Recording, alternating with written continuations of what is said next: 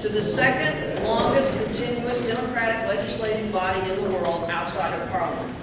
I'm honestly not sure that I'm up to the task, but I do believe that President Lincoln and his character and conviction can provide an example of statesmanship and grace that we in the Maryland House of Delegates might hope to follow in the coming days when personalities and contrary points of view clash in earnest and with a vengeance.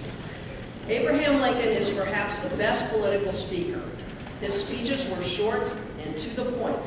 I hope to follow his lead.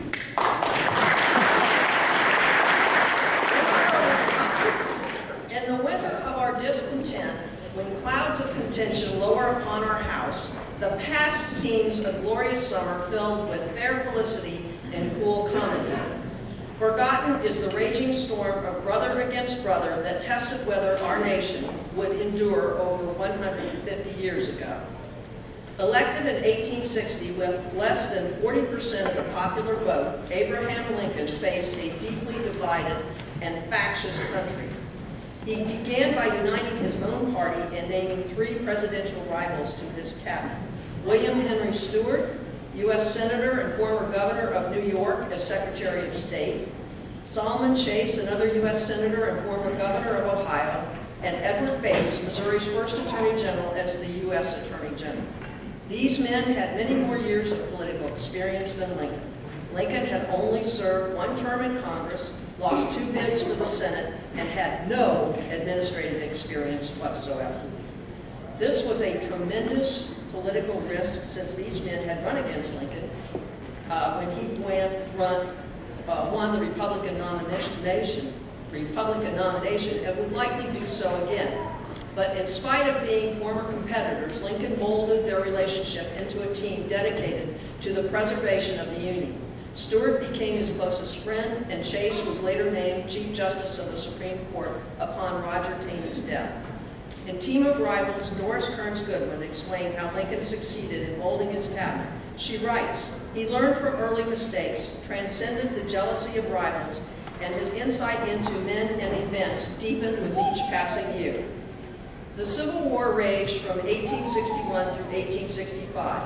Over 618,000 individuals lost their lives in the war. Brother against brother, homes and families ripped asunder. There were more war-related casualties than all the other wars America fought up to and including the war in Iraq. It would have been only human and natural that after the November election in 1864, with over 55% of the popular vote, Lincoln would have demanded retribution from the Southern insurgents. But Lincoln was not just an ordinary man. Lincoln had a divine capacity to see the grand design of forgiveness to preserve the Union. In his second inaugural address, Lincoln prepared to bring the Southern states willingly back into the Union. He faulted neither side, saying each read the same Bible and prayed to the same God. Lincoln then closed with these words: "With malice toward none, with charity for all, with firmness in the right as God gives us to see the right, let us strive on to finish the work we are in, to bind up the nation's wounds, to care for him who shall have borne the battle and for his widow and his orphan, to do all which may achieve and cherish a just and lasting peace among ourselves and with all nations." His speech was succinct, only 703 words, but he didn't need to say more. Both the South and the North had heard his message. They needed to put the war behind them. Within 6 weeks, Lincoln issued guidelines for the reconstruction of the South. He was adamant in ordering no war trials, no hangings, no firing squads. Executive agencies were ready to immediately establish normal relations with Southern states. Emergency food and medical aid was to be made available. Pension checks were to be issued as soon as possible. The federal government was to be of whatever assistance it could.